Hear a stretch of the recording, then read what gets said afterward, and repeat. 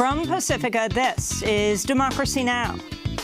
In less than 2 years, my administration has accomplished more than almost any administration in the history of our country.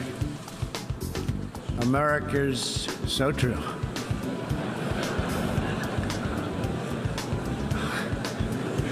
Didn't expect that reaction, but that's okay. World leaders at the United Nations General Assembly burst into laughter when President Trump boasts about his accomplishments. Trump praises North Korea, attacks Germany, and accuses Iran of sowing chaos, death, and destruction, drawing scorn from Iranian President Hassan Rouhani.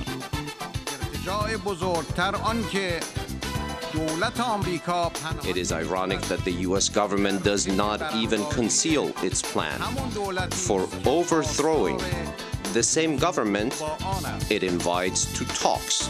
We'll get response to Trump's threats to Iran from Juan Cole, author of Engaging the Muslim World. Trump's fiercely anti-immigrant senior advisor, Stephen Miller, reportedly wrote Trump's UN address.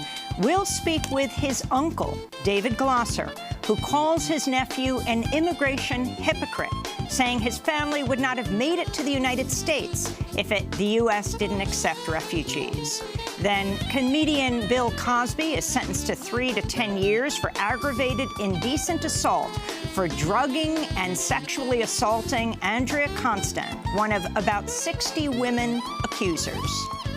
I'm very happy to know that Mr. Cosby will do time in prison, that he is touchable like he touched us unwillingly. This is okay. All right. Good. Thank We've you. got justice. We'll get response from another of Cosby's accusers, artist and actor Lily Bernard, who was in the courtroom when Bill Cosby was sentenced. She says he drugged and raped her in the early 90s when he mentored her in preparation for her guest starring role on The Cosby Show. All that and more coming up.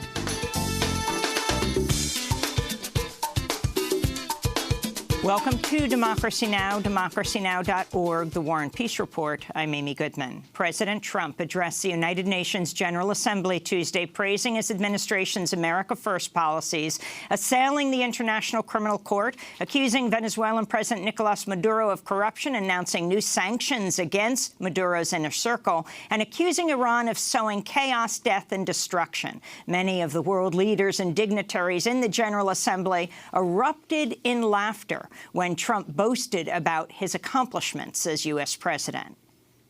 In less than 2 years, my administration has accomplished more than almost any administration in the history of our country. America's so true.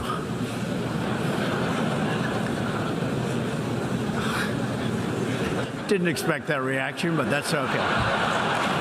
Trump's appearance came as his national security advisor issued another dire warning against Iran. Speaking at a forum for opponents of the Iranian government on the sidelines of the General Assembly, John Bolton threatened there would be hell to pay if Iran crosses the U.S. The threat came after the Trump administration defied U.S. allies last May by reneging on the Iran nuclear deal and unilaterally reimposing sanctions against Iran.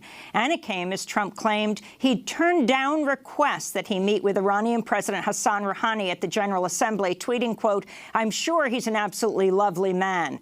On Tuesday, President Rouhani responded to the threat, saying the U.S. is guilty of recklessness and economic terrorism. It is ironic that the U.S. government does not even conceal its plan for overthrowing the same government it invites to talks. President Rouhani also said he did not request to meet with President Trump. We'll have more on Trump's appearance at the UN General Assembly and growing U.S. threats against Iran after headlines with University of Michigan professor Juan Cole. Republicans on the Senate Judiciary Committee will turn to an outside female counsel to question Supreme Court nominee Brett Kavanaugh's accuser, Dr. Christine Blasey Ford, during a high-stakes hearing Thursday. As Blasey Ford is set to testify, Kavanaugh attempted to rape her when she was 15 years old. The Washington Post reports Republicans have selected Rachel Mitchell, Sex Crimes Bureau Chief for the Maricopa County Attorney's Office in Phoenix, Arizona, and longtime registered Republican to do the questioning. Senate Majority Leader Mitch McConnell confirmed Tuesday the committee had hired a, quote, female assistants to, quote, ask these questions in a respectful and professional way. All 11 Republicans on the Senate Judiciary Committee are men. There has never been a Republican woman on the Senate Judiciary Committee. This comes as USA Today reports Dr. Christine Blasey Ford has submitted 4 affidavits to the Senate corroborating her claims that Kavanaugh sexually assaulted her. The declarations from Ford's husband and 3 of her friends say she told them of the assault before Kavanaugh's nomination to the Supreme Court.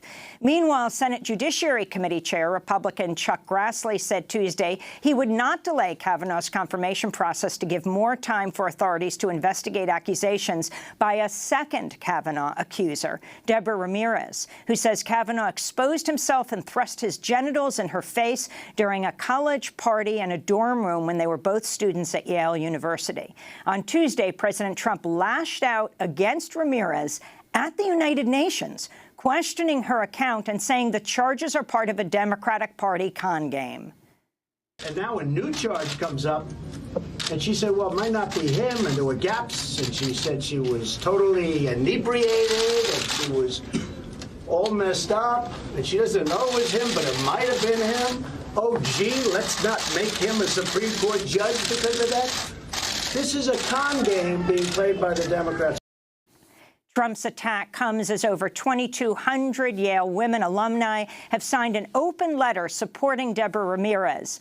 Republican leaders have set a Senate Judiciary Committee vote on Kavanaugh's nomination for Friday, just one day after Christine Blasey Ford is set to testify.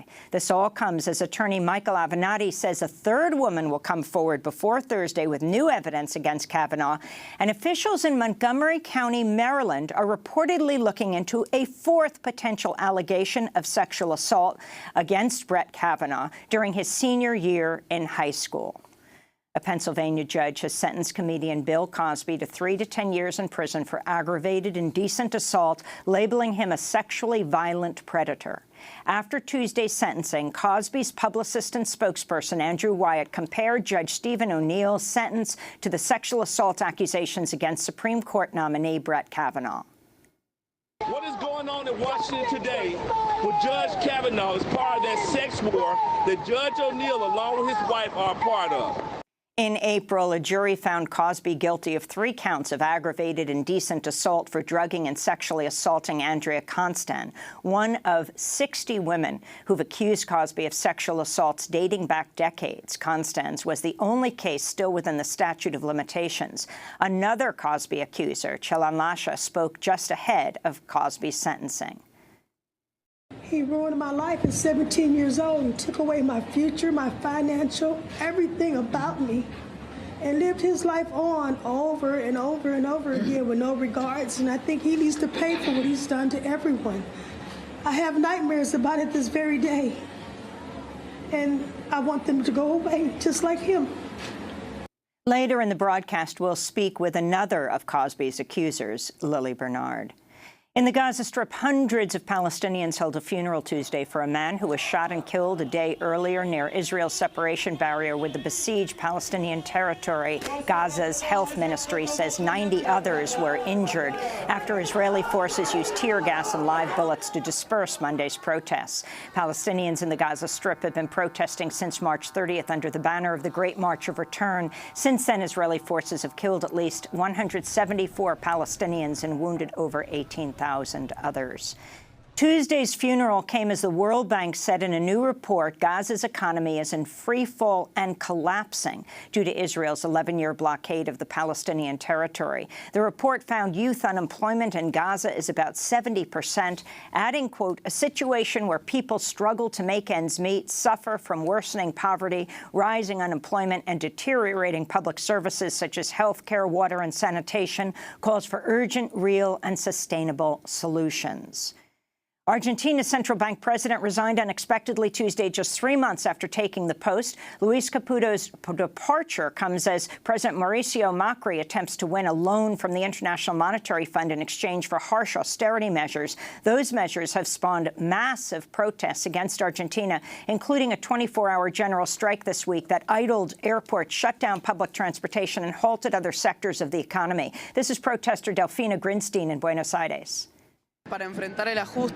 We're here to protest the IMF deal because we know that we're facing a very bad economic situation, and we're also against paying down the debt because all that money could be used for education and health care. Back in the United States, a federal judge has restored endangered species status to grizzly bears in and around Wyoming's famed Yellowstone National Park. Tuesday's ruling by District Court Judge Dana Christensen in Montana reverses an order by Interior Secretary Ryan Zinke that threatened Yellowstone's estimated 700 bears, whose population has grown from just 136 when the bears were first listed as endangered in 1975.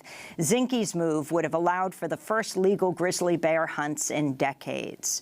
And in Chicago, the legal team defending police officer Jason Van Dyke from murder charges presented a computer-generated video in court Tuesday, calling the 4-minute depiction of the death of Laquan McDonald evidence that the officer acted in self-defense when he shot the unarmed African-American teenager in a hail of gunfire in October 2014. The computer-generated video did not reflect what was recorded in a police dash cam video of the actual incident. It did not include the images of other officers at the scene, and it showed Van Dyke shooting just a fraction of the 16 bullets he actually fired at Laquan McDonald. Jason Van Dyke faces 2 counts of first-degree murder. He's the first police officer in Chicago to stand trial for killing someone on duty in 50 years.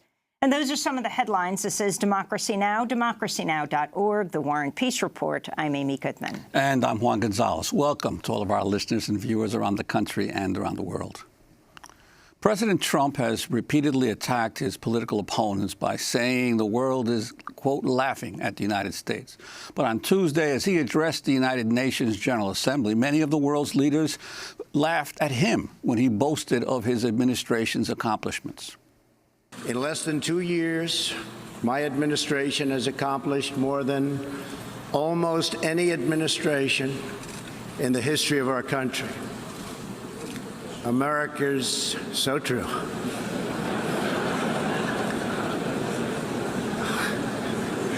Didn't expect that reaction, but that's okay. Trump later said his comment was, quote, meant to get some laughter, so it was great. During his address, Trump assailed the International Criminal Court, accused Venezuelan President Nicolás Maduro of corruption, and announced new sanctions against members of Maduro's inner circle. And he accused Iran of sowing, quote, chaos, death, and destruction across the Middle East. Iran's leaders sow chaos, death, and destruction. They do not respect their neighbors or borders or the sovereign rights of nations. Instead, Iran's leaders plunder the nation's resources to enrich themselves and to spread mayhem across the Middle East and far beyond. We cannot allow the world's leading sponsor of terrorism to possess the planet's most dangerous weapons. We ask all nations to isolate Iran's regime as long as its aggression continues, and we ask all nations to support Iran's people as they struggle to reclaim their religious and righteous destiny. Just hours after Trump's speech, National Security Advisor John Bolton issued a dire warning to Iran. According to the mullahs in Tehran, we are the great Satan, Lord of the underworld, master of the raging inferno. So I might imagine they would take me seriously that when I assure them today that if you cross us, our allies or our partners, if you harm our citizens, if you continue to lie, cheat, and deceive, yes, there will indeed be hell to pay. The murderous regime and its supporters will face significant consequences if they do not change their behavior. Let my message today be very clear. We are watching, and we will come after you. Today, President Trump is set to chair a meeting of the UN Security Council on nuclear proliferation. To talk more about Trump's comments at the United Nations, particularly on Iran, we go to Ann Arbor, Michigan, to speak with Juan Cole, professor of history at the University of Michigan. His blog is called Informed Consent. He's the author of many books, Informed Comment, rather. He's the author of many books, including Engaging the Muslim World, his forthcoming book, Muhammad, Prophet of Peace Amid the Clash of Empires. It's out in October. We welcome you back to Democracy Now!, Professor Cole. Let's start where President Trump started his speech. Let's start with the laughter of the world leaders when Trump boasted about his accomplishments of the last 2 years. Well, this was a hall full of world leaders who'd actually run administrations, and they've seen the chaos of the Trump administration for the past 2 years. And I think what's amazing is not that this hall of seasoned professionals laughed at him, but that he doesn't get more laughter. In the United States, these cable news programs take him seriously. They've normalized him. He's told thousands of lies, and his rate of lying has increased enormously in recent months. And I think he should be laughed off the screen everywhere. Oh, well, Professor Cole, I want to ask you, while the president was giving this speech this same week, there was a key announcement, which I think has not gotten a whole lot of publicity, that the governments of the United Kingdom, Germany, France, China, and Russia have all supported an idea to basically break away from the sanctions that President Trump has put on Iran, and to create some kind of a special purpose vehicle, a financial bank in Europe that would allow companies to conduct trade with Iran and not be able to suffer from sanctions. I'm wondering if you could comment about the importance of this sort of declaration of financial independence by these major world powers.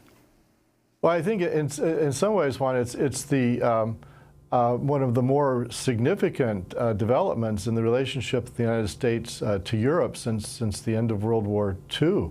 Europe has most often taken its lead from the United States on world affairs, and here it is directly defying Washington's will.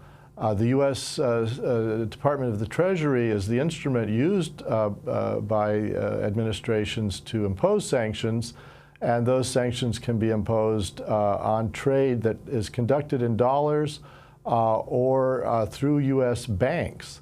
And so what the Europeans are saying is we'll set up a vehicle for Iran to do business with European firms, which will be in euros, and it will sidestep U.S. banks and international exchanges, so as to ensure that some of the economic relief that was promised to Iran for mothballing most of its civilian nuclear enrichment research would come through.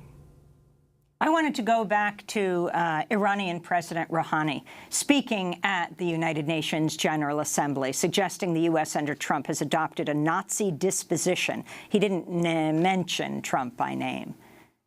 It is unfortunate that we are witnessing rulers in the world who think they can secure their interests better, or at least in the short term ride public sentiments and gain popular support through the fomenting of extremist nationalism and racism, and through xenophobic tendencies resembling a Nazi disposition, as well as through the trampling of global rules and undermining international institutions. It is ironic that the U.S. government does not even conceal its plan for overthrowing the same government it invites to talks. So that was President Rouhani. Your response, Juan Cole? Well, you know, I'm a critic of the human rights conditions under this regime in Iran, but you have to admit that that Rouhani has a point. Trump has made white nationalism a key element, an open element of American policy, both foreign policy and domestic. Trump has spoken dismissively of many of the countries in the world that are struggling to develop as poor. And he has implemented policies in the United States that clearly are race-based and has spoken dismissively of minorities. And one of the reasons back in the 60s that the U.S. government was so nervous about the civil rights movement was that they were afraid U.S. Enemies of the U.S., especially the communists, would take advantage of the fact of Jim Crow and of the racist regime in the United States to turn the world against the country. And I think we're at a juncture where this threat is there again. That is to say, much of the world is in the category that Trump looks down on, and Iran has had a kind of third worldist foreign policy, and it's going to use this to do politics on a global scale against the United States. And Professor Cole, I want to ask you, while he was dismissive, as you mentioned, of many countries, including some U.S. allies, he declared sort of a pantheon of nations that he believed were making progress in the world, which included Saudi Arabia, which at last time I looked was a complete absolute monarchy, Poland, which is the most right-wing government, arguably, in Europe today, and Israel. I'm wondering about his selection of countries that people should look to for inspiration. Sure. Well, you know, all of the countries you mentioned have severe human rights problems, and I think Poland is just on the cusp of being sanctioned in the way that Hungary has been for departing from European human rights norms and judiciary norms. Saudi Arabia, as you say, is an absolute monarchy, and despite some cosmetic recent reforms, they do things like sentence bloggers to 1,000 lashes for criticizing the government. Even some of the women who had led the charge on getting the right to drive have now been arrested now that it's a government achievement, and they're being denied the credit, and they're in jail.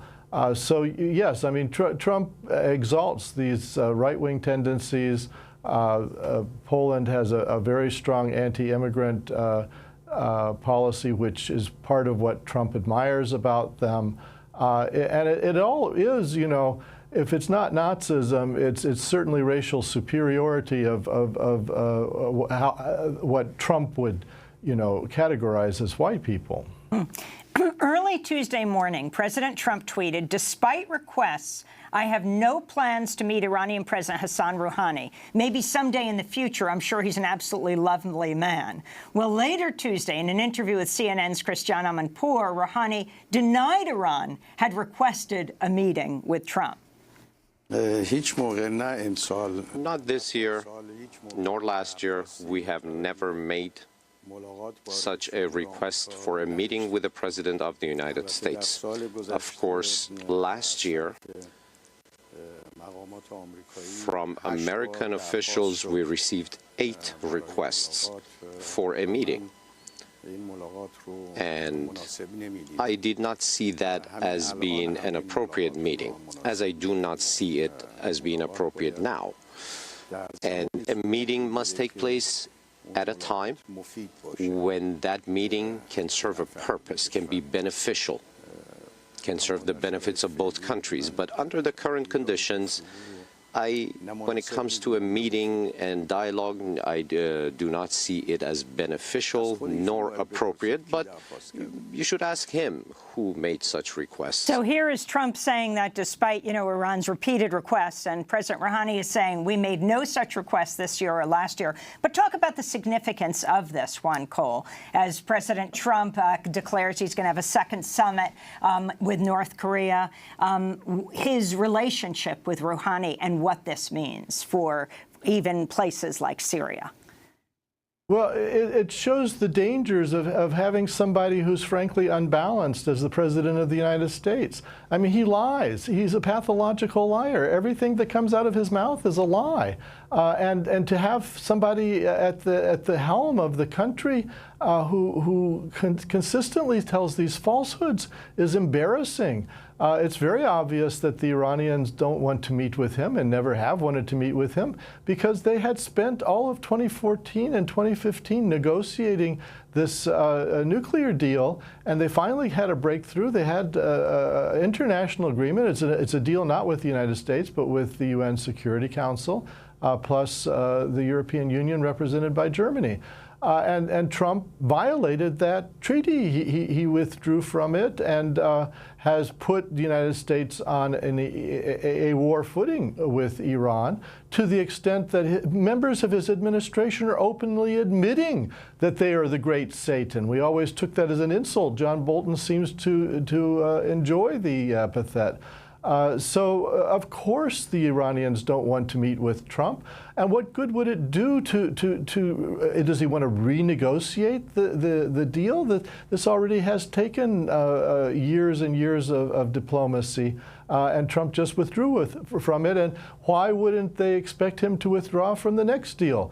So, you know, if you have to make a judgment of who's right here, it's obviously Rouhani. But the other thing to say is that it's dangerous to have somebody who lies like this in charge of the United States. We're a superpower. We're a nuclear power. We're doing diplomacy. We have relationship with other countries.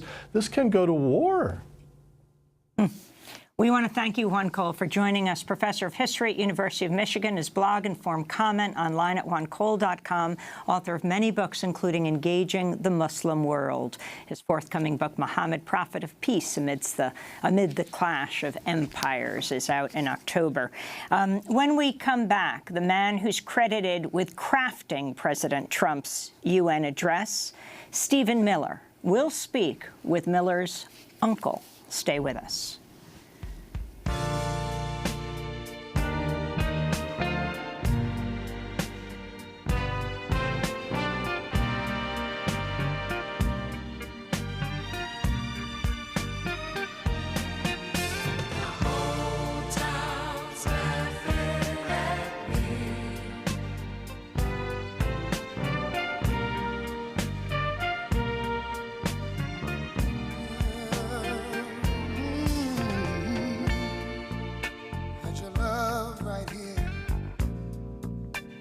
Palm of my hand, and I lost it, and I lost it. Had a love so real, what a man can feel, and I lost it, and I lost it. Teddy Pendergrass, the whole town's laughing at me. This is Democracy Now!, democracynow.org, The War and Peace Report. I'm Amy Goodman with Juan Gonzalez. We turn now to take a closer look at the author of Trump's speech at the United Nations on Tuesday. White House senior advisor Stephen Miller, architect of widely condemned immigration policies such as family separation. Miller also pushed for the recent decision to significantly cut the number of refugees the United States will accept, as well as a proposal that will make it harder for immigrants to become citizens or get green cards if they have ever used a range of public benefit programs, including Obamacare, children's health insurance, and food stamps. This is part of Trump's address that Miller wrote. Illegal immigration exploits vulnerable populations, hurts hardworking citizens, and has produced a vicious cycle of crime, violence, and poverty. Well, Trump's anti-immigrant rhetoric and policies, many handcrafted by Stephen Miller, are leading some in Miller's own family to speak out against Stephen Miller. This includes Dr. David Glosser, Miller's uncle, who recently wrote a piece for Politico magazine headlined, "Stephen Miller is an immigration hypocrite. I know because I'm his uncle." In it, he wrote, "If my nephew's ideas on immigration had been in force a century ago, our family would have been wiped out."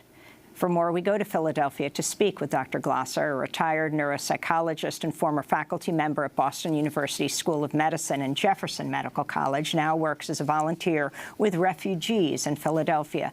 Dr. Glosser, welcome to Democracy Now! Talk about Stephen Miller. Talk about your family and why, and Stephen Miller's policies. Well, I'd be happy to talk about it. As you've alluded to, I wrote an article for Politico about a month or so ago in response to what I regarded as intolerable policies in the United States government towards the treatment of refugees. It was a decision I made not lightly in light of the family connection. Please excuse my voice. I've been a bit under the weather lately, so I'll do the best I can.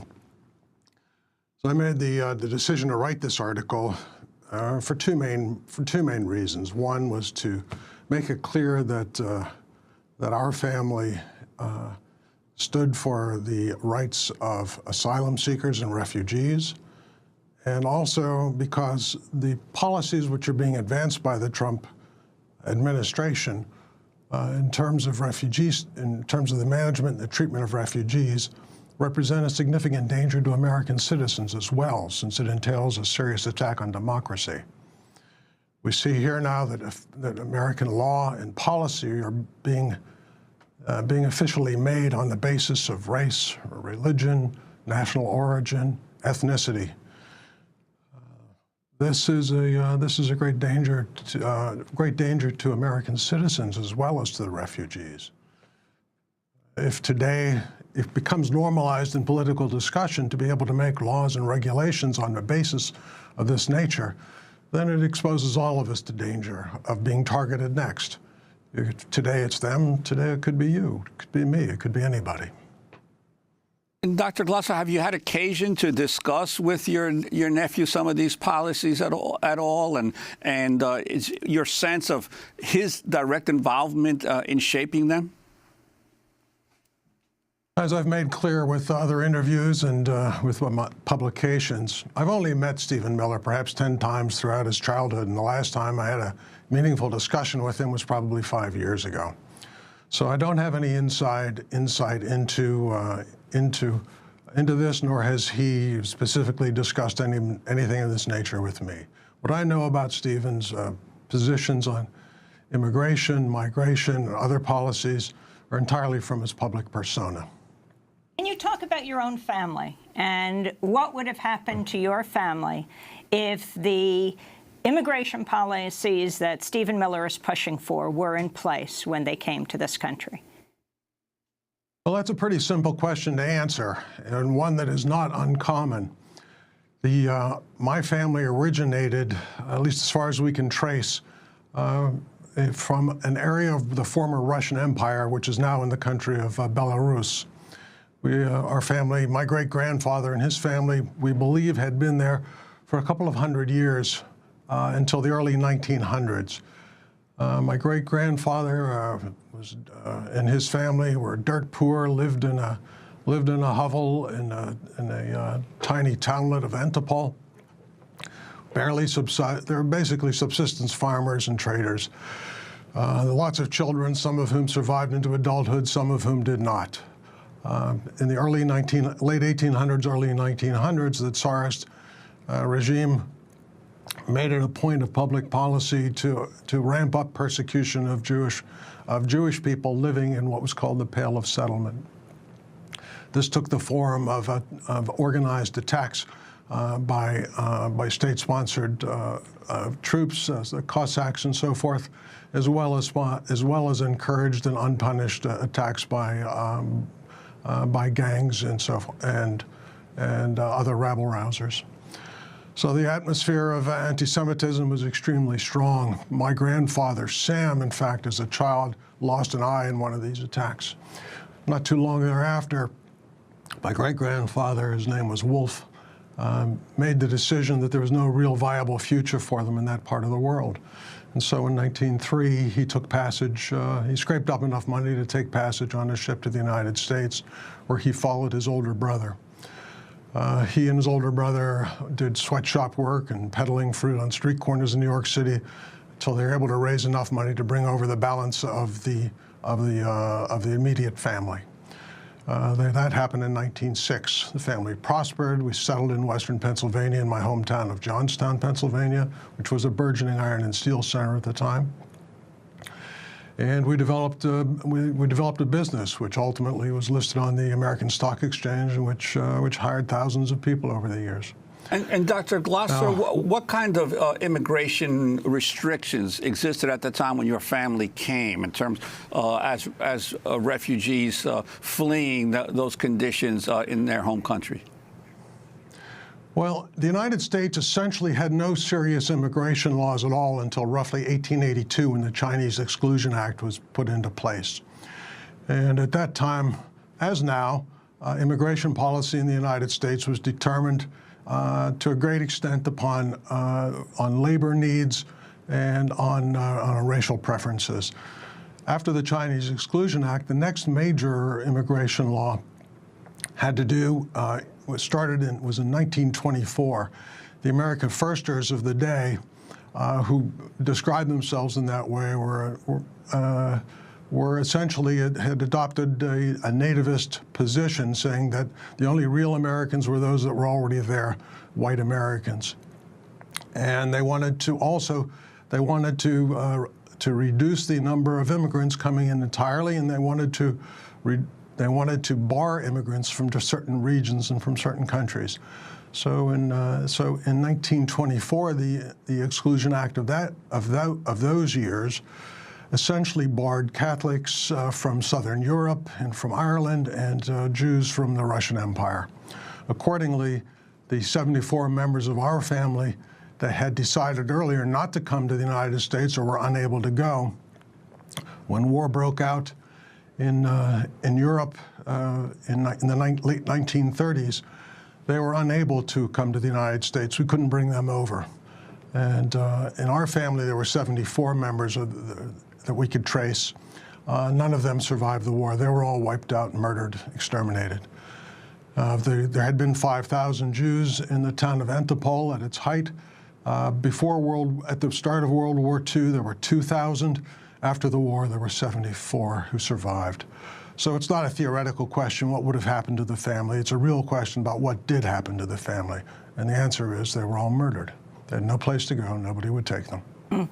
I was wondering your reaction, Dr. Glasser, when Stephen Miller's childhood rabbi, Rabbi Neil Kamas Daniels of Beth Shir Shalom, denounced Miller during his Rosh Hashanah sermon earlier this month, calling Stephen Miller a purveyor of negativity, violence, malice, and brutality. He said, quote, "Mr. Miller, you've set back the Jewish contribution to making the world spiritually whole through your arbitrary division of these desperate people. The actions that you now encourage President Trump to take make it obvious to me that you didn't get my or our Jewish message," addressing him by name. Your thoughts about what he's saying about your sister's son? I'm not an extremely religiously observant person, but I take seriously the admonitions which our faith has given us to protect the refugee and welcome the stranger. So I find myself not in disagreement with Stephen Miller's rabbi. It's the United States is a great country, a large country, a wealthy country. We have wonderful expertise in absorbing refugees and immigrants. The United States also has treaty obligations and laws which enable us and regulate the management of refugee applications in the United States. The current administration is doing everything it can in order to reduce the total number of immigrants, be they legal or illegal. And I think they do it for, frankly, demographic, political reasons. Most demographers think that by 2045, that people of predominantly European origin, white European origin, are no longer going to be a majority in the United States. They'll remain a plurality, but not a majority. And it's a demonstrated fact that people of the non-white people are less likely to vote Republican. Accordingly, I think this fits in very well with, this is one of the reasons I think why the Republican Party, which had once been the party of family values and the moral majority, are willing to tolerate Trumpism, which bases itself in... Go ahead. Yeah, I'm wondering if you could talk about some of the volunteer work that you've been doing, and also you've worked with some refugees, specifically one from Eritrea that you've talked about in the past. Since my retirement, I decided to act as a volunteer in these issues. I felt that the immigration issue was very important, and my own family was helped by one of these volunteer organizations, something called HIAS, which my great-grandfather was the first beneficiary in his will, in fact. So I volunteered with HIAS as a neuropsychologist. People who are coming to the United States who make legal application for asylum are called asylees. They're able to, any way that they come to the country, be they at a border legally or whether they just infiltrate the country illegally.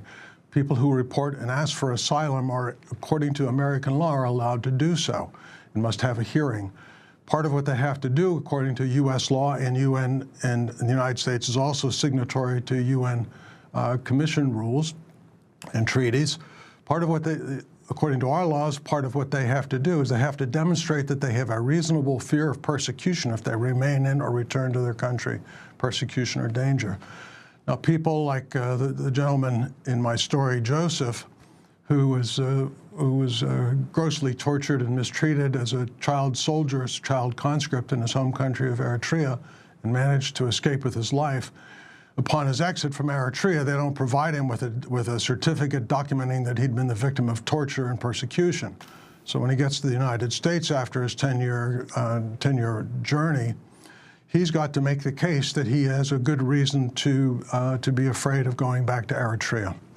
Accordingly, there are voluntary agencies, such as the ones that I've been volunteering for, who have attorneys, doctors, nurses, psychologists, social workers, and so forth, who help these people to make to establish whether or not they have a reasonable fear of return.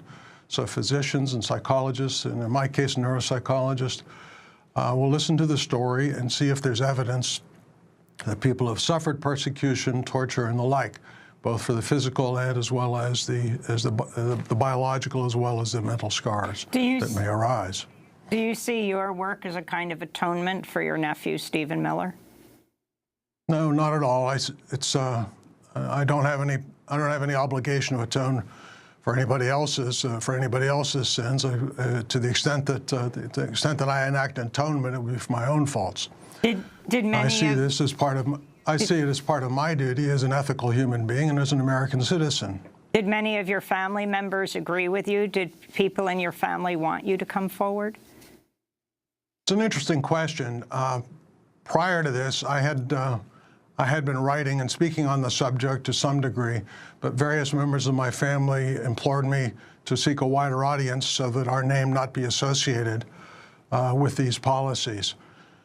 After the Politico article came out, I received no less than 100 phone calls, letters, emails, public social media comments, and so forth from family members, both close members and those I don't even know, thanking me for the piece. The other interesting part of this is that after this story went more or less viral on the web, I received literally thousands of contacts through social media, through email and telephone and postal mail from people thanking me for having written it, because so many people have a story just like ours and just like that of other immigrants trying to come into the country to escape persecution.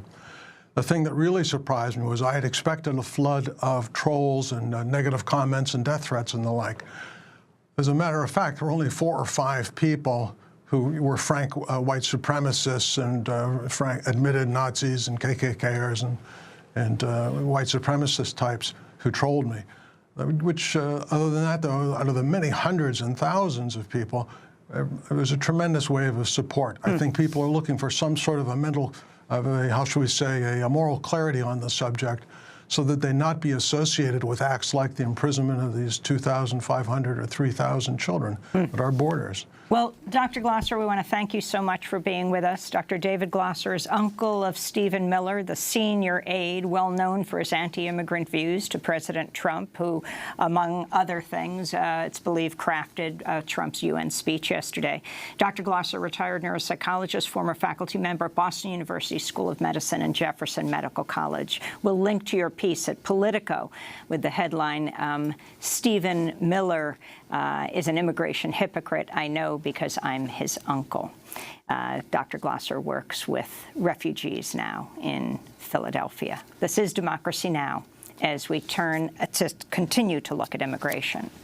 Well, we look at the White House senior advisor Stephen Miller's role in the Trump administration's anti-immigration policy. If we turn now to a widely condemned proposal by the Trump administration that would make it extremely difficult for many immigrants to come to the U.S. or receive green cards if they're considered likely to use public benefits like food stamps or Medicaid. The draft regulation was unveiled Saturday, is drawing protests. For more, we go to Lake Arrowhead, California, by Democracy Now! Video stream to Marielena Incapie, Executive Director of the National Immigration Law Center.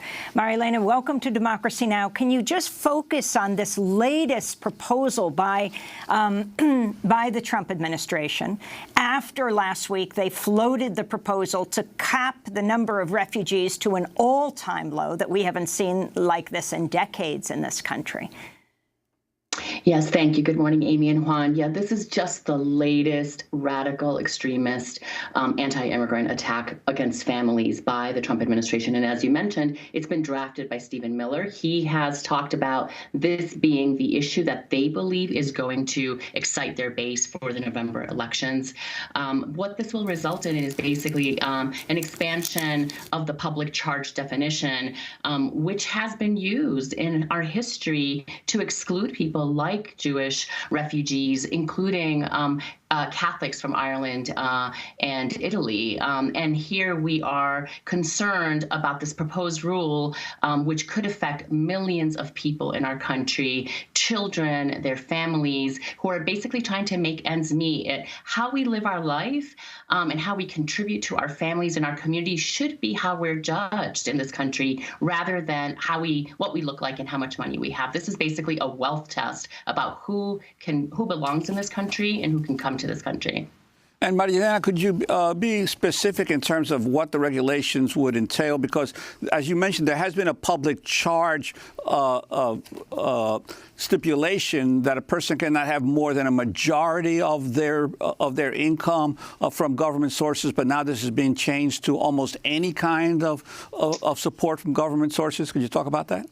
That's right, Juan. Yeah. So for decades now, the public charge definition is if you are an immigrant and you primarily depend on two types of programs, either long-term institutional programs or cash assistance. Here, they're trying to expand this to a range of programs, including food stamps, including housing supports like a Section 8 housing voucher, including the low-income subsidy for Medicare Part D. So again, we have 447 pages that we're still analyzing. The text of the rule hasn't been formally published yet on the Federal Register. When it does, which we expect to be any day now, a 60-day comment period will begin. And we urge everyone who's listening and watching your show today to please go to protectingimmigrantfamilies.org, which is the campaign website that we've set up, and we'll have templates in way everybody can comment on this, right? So physicians, psychologists, educators, state and local elected leaders, but especially immigrants who can tell their story. People like me, when we came in the 1970s, we relied on food stamps when my parents were laid off in between factory jobs. We would not be here either. And I know that my story is the American story, and that there are thousands and hundreds of thousands of people who can submit comments, and hopefully we can stop this in its tracks. Marielena Incapie, we thank you so much for being with us, and of course we're going to have you back on to continue to talk about these issues and these regulations as they unfold. Marielena Incapie is Executive Director of the National Immigration Law Center. This is Democracy Now!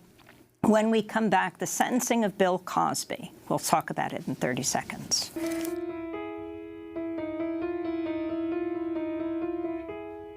Excuse me, but can I be you for a while? My dog won't bite if you sit real still. I got the Antichrist in the kitchen yelling at me again. Yeah, I can hear it. Been saved again by the garbage truck. I got something to say, you know, but nothing comes. Yes, I know what you think of me. You never shut up. Yeah, I can hear that. What if I'm a mermaid in these... Silent All These Years by Tori Amos. I'm Amy Goodman with Juan Gonzalez. This is Democracy Now! Comedian Bill Cosby is behind bars after a Pennsylvania judge sentenced him Tuesday to 3 to 10 years in prison. In April, the jury found Cosby guilty of 3 counts of aggravated indecent assault for drugging and sexually assaulting Andrea Constant, former director of operations for the women's basketball team at Temple University, at Cosby's home in 2004. Constant is one of some 60 women who have accused Cosby of sexual assaults dating back decades. Cosby had been out on bail since his conviction, and on Tuesday, Montgomery County Judge Stephen O'Neill ordered him to be jailed immediately. The judge also upheld a state board's finding that Cosby is a sexually violent predator, meaning Cosby will have to undergo monthly counseling and register as a sex offender with police for the rest of his life, and neighbors and schools will be notified of his address and crimes. Cosby was first arrested in December 2015 for assaulting Constant.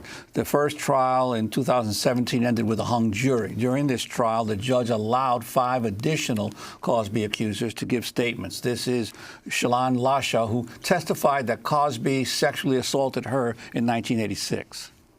He ruined my life at 17 years old and took away my future, my financial, everything about me, and lived his life on over and over and over again with no regards. And I think he needs to pay for what he's done to everyone. I have nightmares about it this very day. And I want them to go away, just like him. Cosby's lawyers plan to appeal his conviction, and he's denied any wrongdoing. This is Bill Cosby's spokesperson, Andrew Wyatt, speaking Tuesday after the sentencing in the pouring rain. Mr. Cosby's doing great. And Mr. Cosby knows that God is watching over him. He knows that these are lies. They persecuted Jesus, and look what happened. Not saying Mr. Cosby is Jesus, but we know what this country has done to black men for centuries. So Mr. Cosby's doing fine. He's holding up well. And everybody who wants to say anything negative, you're a joke as well. Thank you. Bill Cosby is the first celebrity to be convicted of sexual abuse since the start of the Me Too movement. For more, we're joined by visual artist, actor Lily Bernard. She's accused Bill Cosby of drugging and raping her in the early 90s when he mentored her in preparation for her guest starring role on The Cosby Show. Welcome back to Democracy Now! As I watched TV yesterday, I saw you coming out of the courtroom. The significance of Bill Cosby being sentenced to 3 to 10 years and being imprisoned right away. That torrential rain that was pouring down as we were emerging from the courthouse was so serendipitous because Judge Stephen O'Neill, he delivered a tsunami of a sentence. And I view it not only as something that signaled a shift in rape culture away from misogyny and towards believing and valuing women, but I also see it as an absolute mark in terms of gender equality and the history of women's rights towards a positive direction. So it's momentous. And given how long this battle has gone on, did you ever expect that it would get to this particular point now? Oh, absolutely not. I was certain that Bill Cosby would die a free man. And I want to say that I'm an Afro-Cuban immigrant, and I love my birth island of Cuba, but I take really seriously my naturalized American citizenship. I don't take it for granted. But this democracy we call the United States is, at the helm of it, we have this white male hetero patriarchy that has sustained itself for generations, for hundreds of years, by oppressing women, by rape, by dominating people of color and LGBT communities. And so this is much greater than Bill Cosby. It talks about that. It talks about this festering wound of patriarchy that is now finally being punctured by brave women on the front line like you, Amy. Interestingly, Andrew Wyatt, the publicist for Bill Cosby, stood in the pouring rain and said this is the most racist and sexist trial in history. Oh, that's a joke. This is not about race. It's about rape. And I also heard him intimate that it's a war, that he's suffering a kind of war. And I'm really grateful that he did that. A sex war that he included Kavanaugh. And I'm glad he said that because he's accurate about that. This is a war, and I view Bill Cosby as one of the greatest war criminals in history because he waged warfare on the landscapes of the bodies of so many women and girls, including me. And the weapons that he used may not have been tear gas, may not have been grenades and guns, but they were drugs that incapacitated me. They were his mouth, his penis, a pillow that he pushed into my face when I was screaming no. So yeah, he's a war criminal. This is a war. And could you talk about your experiences this in terms of his trying to present himself as a father figure or as a mentor toward you? Yes, he's duplicitous. I mean, this is what patriarchy uses, right? They use duplicity in order to oppress, and he is a great oppressor. I view him as not only a war criminal, but as a slaver, because he incapacitated me. What happened? What year was it? This was in the 1990s, you know, and he mentored me, he praised me, he lifted me up, he boasted about my skills as not only an actor, but as a painter to his friends. And once How old were you? I was in my when he attacked mid-20s, and once he gained my total trust, he drugged me and he raped me. You were going to go on the Cosby Show? Yeah, this happened before. This happened during the mentoring process in preparation of my guest starring role on the Cosby Show. I did end up guest starring on the Cosby Show, and it was the most difficult job I've ever done in my life. After he raped you? That's correct. And he did this at his home? Well, I don't want to get into the details of it because it's too much to talk about. Suffice to say that I have a plethora of evidence that I was not even able to present because of the statute of limitations. The incident was just a few months out of the statute of limitations, and it barred me. And were it not for the statute of limitations, Bill Cosby would be receiving a sentence that actually reflects the magnitude of the havoc that he's wreaked on the lives of so many women. Let's go to Gloria Allred. Yes. Right after the sentencing, surrounded by so many of the women. This was only a case about one woman, Andrea Constant. But Allred represents a number of Bill Cosby's accusers. We're glad the Judgment Day has finally come for Mr. Cosby. Mr. Cosby has shown no remorse. None. And there has been no justice for many of the accusers who were barred from a court by the arbitrary time limits imposed by the statute of limitations. Raising this issue of the statute of limitations, Gloria Allred was, that also prevented you. But talk about this. Of the 60 women, of course, many of them African-American women. Who, over a third. So this is not about race. The United States is comprised of about 5.5% of the population is comprised of black women, and yet over a third of us who have publicly accused Bill Cosby, about 27 of us, are black women. That means that Bill Cosby is actually disproportionately targeting black women. So this is not about race. It is not. So talk about what this means. He gets 3 to 10 years in prison. He went to jail immediately. The judge stood up when he spoke, didn't he? Yes, I consider Judge Stephen O'Neill to be a great feminist. I mean, I do. It's phenomenal. I'm grateful that he delivered the maximum 10-year sentence, and he has to serve at least 3 years before he can even be considered parole. And I will be there every step of the way to protest and testify to the parole board for why he should continue to serve the 10-year maximum sentence. But this is an Andrea Constant's statement in the courtroom. Mm-hmm. Bill Cosby didn't speak, so he never apologized. But Andrea did speak. Yes, Bill Cosby has absolutely no remorse.